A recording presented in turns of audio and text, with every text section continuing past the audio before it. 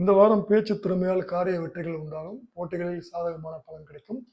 சின்ன விஷயங்களால் மனநிறைவு உண்டாகும். மற்றவர்களால் அமைதியின்மை உண்டாக்கலாம். அடுத்தவர் பேச்சை கேட்பது குறைப்பது நல்லது. எந்த செயலும் திட்டமிட்டு செய்வது நன்மை தரும். தொழில் வியாபாரத்தில் இருந்த போட்டிகள் நீங்கி விருத்தி அடையும். பொருட்களை வெளியூருக்கு அனுப்பும் போது கவனம் தேவை. உத்தியோகத்தில் இருப்பவர்கள் வேலை பார்க்கும் இடத்தில் கவனமுடன் பழகுவது நல்லது. குடும்பத்தில் இருப்பவர்களுடன் வாக்குவாதத்தை தவிர்ப்பது நல்லது. சிலருக்கு இடமாற்றம் உண்டாகலாம். திட்டமிட்டு செயல்படுவது நல்லது. பெண்களுக்கு பேச்சு திறமையால் காரியங்களை எளிதாக செய்து முடித்து வெற்றி காண்பார்கள். கலைத்துறையினருக்கு யாரையும் பகைத்துக் கொள்ளாமல் அனுசரித்து செல்வது நல்லது. அரசியல்வாதிகளுக்கு எல்லாவித வசதிகளும் உண்டாகும். மாணவர்களுக்கு கல்வியில் இருந்த தடை நீங்கி முன்னேற்றம் உண்டாகும். போட்டிகளில் சாதகமான பலன்கள் கிடைக்கும். விசாகம் 4ஆம் பாதம்.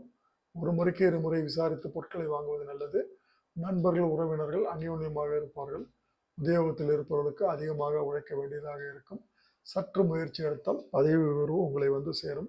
எதிர்பார்த்திருந்த பணியிடம் மற்றும் உங்களை வந்து சேரும். மேலதிகாரிகளின் அனுசரணை இருந்து வரும். அனுஷம். வியாபாரிகள் சிறப்பான முன்னேற்றத்தை பெறலாம். லாபம் அதிகரிக்கும். உங்கள் வியாபாரத்தை விரிவாக்கம் செய்வீர்கள். எதிரிகளை உதிரிகளை ஆக்குவீர்கள். புதிதாக ஆரம்பித்த தொழிலில் ஏற்றம் உண்டு. இரும்பு தொடர்பான தொழிலில் அதிக வருவாய் வந்து சேரும். கூட்டாளிகள் இடையே ஒற்றுமை பலம் ஏற்படும். கேட்டை. எந்த ஒரு வேலையில் ஈடுபட்டாலும் எச்சரிக்கையுடன் செயல்படுவது நல்லது. அடுத்தவரை நம்பி பொறுப்புகளை ஒப்படைப்பதை தவிர்ப்பது நல்லது. கலைத்துறையினருக்கு புதிய ஒப்பந்தங்கள் சற்று தாமதமாக வந்தாலும் முயற்சிகள் எடுக்க வேண்டியதாக இருக்கும். பொருளாதாரம் எதிர்பார்த்தபடி இருக்காது. உடன் இருப்பவர்களோ பிரச்சனைகள் வரலாம். பரிகாரம். செவ்வாய்க்கிழமைகளில் நவகிரகத்தில் செவ்வாய்க்கு தீபம் ஏற்றி வணங்க எல்லா காரியங்களும் வெற்றி பெறும்.